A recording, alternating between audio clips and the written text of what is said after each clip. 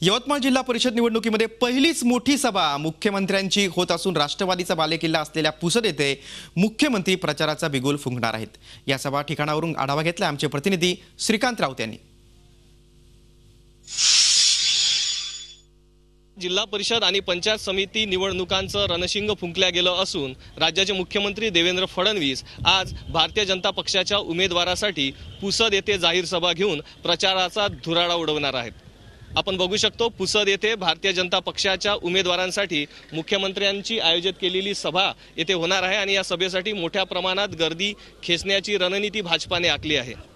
पुसद हा राष्ट्रवादी काँग्रेसचा बालेकिल्ला आहे। राज्याला वसंतराव नाईक आणि सुधाकरराव नाईक यांच्या रूपाने दोन मुख्यमंत्री देणारा पुसद हा राष्ट्रवादी काँग्रेसचा बालेकिल्ला असून येथे नाईक घराण्याचं देखील वर्चस्व राहिलेलं आहे। नगरपालिका निवडणुकांच्या पूर्वी भारतीय जनता पक्षाने नाईक घराण्यातील सदस्य आणि मनोहर नाईक यांचे पुतणे निलय नाईक यांना गळाला लावून घाऊक निवडणुकीत देखील गिरवण्याची रणनीती भाजपाने आखली असून मुख्यमंत्री आजच्या सभेत कुठले मुद्दे प्रचाराचे वापरतात, नाईक घराण्यावर आणि वारंवार इथे सत्ता भोगणाऱ्या नाईक परिवारावर ते काय हल्लाबोल करतात याकडे पुसदवासियांचं लक्ष लागलं आहे। श्रीकांत राऊत, झी मीडिया, पुसद, यवतमाळ। झी 24 तास रहा एक पाऊल पुढे।